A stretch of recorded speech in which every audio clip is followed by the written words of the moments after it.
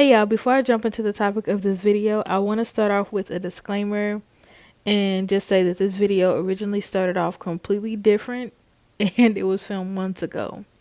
To be able to salvage this footage, I decided to pivot the direction of the original intent of this video into something more productive. So yeah, I just wanted to say that and let y'all know that that's why the plans are October plans and not current plans. So anyway, so now that I've gotten that out of the way, let's jump into the way I like to functionally and decoratively plan in my Hobonichi Cousin planner.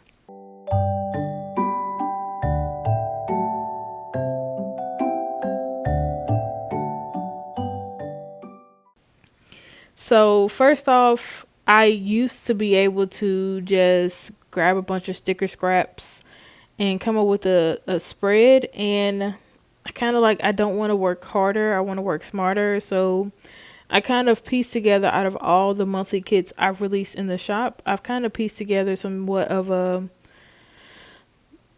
middle ground of what exactly I look for in monthly kits or what exactly I need from a monthly spread. So I want to thank the Classic Happy Planners for very much challenging me to, I guess, challenging me to look past what was on the paper, because if y'all have ever had any Classic Happy Planners, they come decorated already.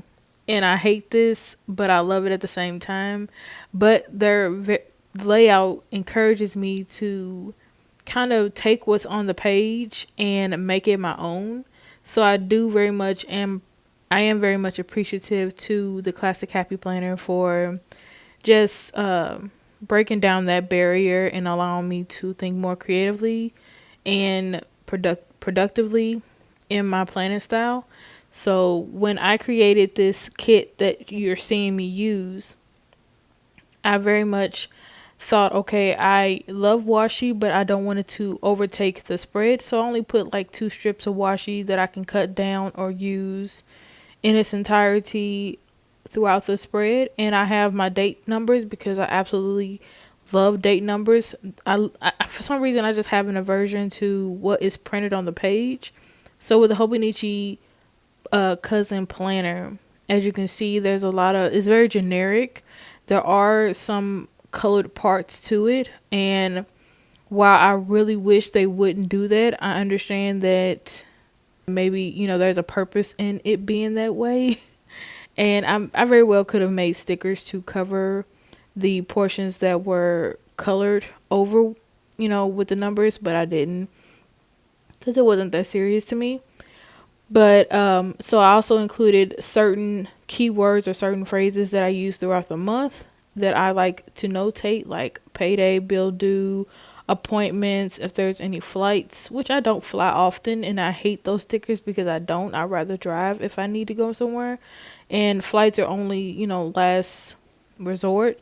And I did include like some flags, some hearts, and some little note boxes to include for like big events. If there's nothing else going on for that day, I can include those in the boxes. And it was all geared towards using it for any monthly spread in any of my planners, because if y'all been on this channel for a minute, or if you've even looked on my Instagram, I use a wide variety of planners at any given moment. It depends on how I'm feeling for that season. So I created a monthly kit that I can use in any planner, irregardless of the planner box sizes. I think that's the right terminology.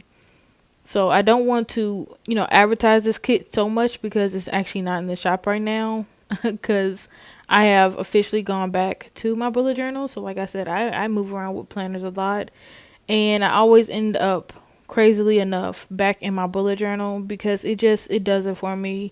I can create as many spreads as I want, and I guess I have more freedom in it than I would in anybody's planner, any brand's planner. So just want to put that out there. But I do very much like the functionality that I had in my Hobonichi Cousin, and the one thing that I loved about it was that the color coding system that I created was unmatched. I think I started this color coding system back in my classic happy planner, and it kind of has been updated and modified, and I don't want to say perfected because it can always be better, but very much graduated in my Hobonichi Cousins. So what I usually do is I usually break my life up into 4 sections. And with the 4 sections, I'll usually focus on the 4 biggest parts of my life. So it'll be personal, my book, writing, work, crafting by the pound, everything dealing with this channel, the shop, the Instagram, all of that. And then I will have, what did I say? I said, oh, so sorry. So the books and writing portion of my life is actually broken up into 2 categories. So the book portion of my life is one color, and then the writing portion of my life is another color, because they're both equally large parts, and I don't want them to become too overcrowded in the things I have allotted to each one. So sorry about that. I kind of got ahead of myself. So to decoratively plan amongst all that functionality, or all that all those tasks and all those areas that I need to be able to flesh out in a way that will make sense and won't overwhelm me, is to kind of figure out, okay, where are the dead spaces? And what I mean by dead spaces is that if I know for a fact that the that I'm not going to put, or at least I try not to put, like if there's any book releases, I try not to put like full titles and full author names. I'll usually put, a Christian Ashley book, or a Patricia Briggs book, or Nora Roberts book. If that's the type of book that's getting ready to be released, I'll notate that alone. I won't do lengthy, wordy things because I only have an allotted amount of space, and I want to be able to include everything I need to include so that my monthly spread is functional, and it's a reference that I can go to during my weeks, and to take control of my day, so that I know that I am fully prepared to get everything I need to get done that day and not miss anything. So what I do also on my sidebar to kind of help bolster a lot of what I have going on through the month is that the 2 biggest things that I have that I really want to focus on and not miss, or want to give as much attention to as I can, are product launches and Patreon rewards. So if you do not know, Crafting by the Pound does have a Patreon where my patrons get a Happy Meal every month, and it's usually the first week of the month. And it's a small fee that you pay every month to get, a good sized amount of perks. And I think it's, affordable, and it's on top of what's released in the shop. So anything new that I get ready to release, I'll give it to my patrons first for free, and then I'll release it into the shop, because they are kind of like my behind the scenes buddies. Like, I get to share and voice and just be very much just free on my Patreon. And I try to give a good balance to everything. And yeah, so anyway, I try to at least stay up on what I release in my Patreon, because they are paying in advance for these rewards, and I want to make sure they get them when they should get them. And so I like to put a list of things that my tiers receive, because right now I think I only have 2 tiers right now that they receive every month. So I want to make sure that I am on up to date on that, so that it's released within the first week of that month, so that they're not feeling, gypped or anything like that. Then I also like to make a list of products that I want to release for the month. And these are usually themed products, products that are geared towards something that I've really been wanting to release and just have not gotten around to doing so. And usually some of these products actually roll over from the month before, but that's okay, because in the large scheme of things, that's I'm a one-woman person working my shop. And so I'm the one that's doing all the drawing, designing. So I have to give myself grace so that I don't get overwhelmed. So that's kind of how I break up the foundation of my monthly spreads. And then what I will do is I will go section by section, as you can see on the left side of my actual spread, the color coding system I have going on.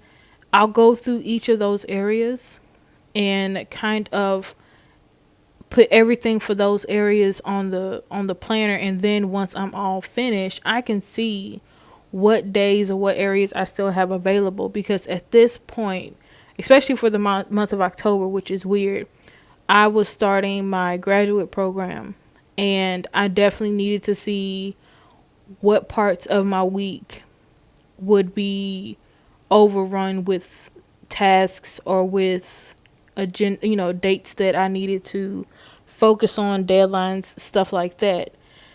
So it was good to see, and it's crazy that looking at my monthly spreads in the past and seeing how much time I had available on any given day, and I remember the stress that I would feel in those days, especially because I sometimes journal in my monthly spreads, or not monthly spreads, but in my daily spreads in the Hobonichi. And I just remember sometimes the stress that I was under. But looking at my monthly spread, I realized you had a lot of time to focus on other things. But a lot of these tasks that I had, a lot like for the newbies on Wednesday, that schedule worked for a minute until it got to the point where I was putting out so much product and I wasn't marketing, and like the marketing and product output was not matching. So I was working harder than I should have, when I could release 4 or 5 things a month and not be stressed and focus on marketing all of that than putting the product output. I hope that makes sense. I'm trying to, give like my thought process behind a lot of the things that I do. And sadly, none of it was matching up. So I was very much frustrated a lot of the time, and it was my own fault. I was not doing my due diligence as a shop owner to know, okay, you put out 25 products this month. Did you market any of those 25 products other than posting about a new release? And I hadn't. So I needed to better, I guess, map out these tasks that I put on my monthly spreads or on my goals for the month better.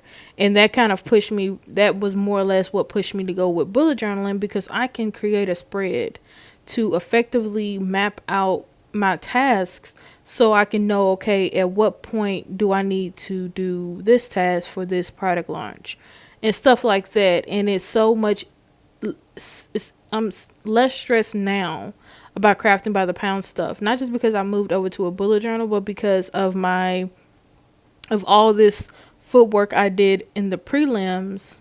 I'm a visual learner, so seeing all this space and seeing all this time that I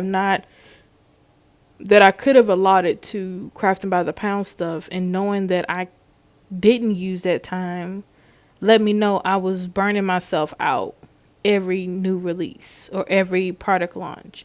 And that is not the goal you want to have if you're trying to turn your hobby into a business, or if you're trying to sell your art online. You don't want to burn yourself out by trying to uphold yourself to a standard that I don't even know who created the standard. But seeing this and seeing how the functionality of my monthly spreads, especially the way I've updated it in my Hobonichi Cousin, was very eye-opening. And I'm not exactly sure if October was the last month I planned in my Hobonichi Cousin, or if I went to November, because I know for sure I stopped planning in my Hobonichi Cousin November. So October was the last month, which isn't a bad thing. It's not a bad thing. But it is a beautiful thing, because that let me know that I was ready. Because bullet journaling is an intensive situation. Like, you really have to be on your P's and Q's, because you are the one who are cultivating these spreads. You are the one who are creating your planner. So doing all of this legwork might seem tedious, might even sound like it wasn't worth it, but to me it was, because I feel like I'm now in a place now where I can do my bullet journal spreads and know for sure that I'm going to use each and every one of these spreads. And if I hadn't done my monthly spreads the way I did them in my Hobonichi Cousins, in my Classic Happy Planner, or even in my Passion Planner, I would not have felt comfortable then to dive into my bullet journal and feel like I'm accomplishing something, or I'm moving forward instead of going backwards. I just want to thank y'all so much for listening to me ramble, and hopefully I've dropped some gems for y'all. Hopefully I have, given you food for thought. So my goal is to talk to y'all in another video. I'm hoping 2020 is something different and something more exciting than 2021 was. So like I said before, talk to y'all in another video, and y'all be safe out there.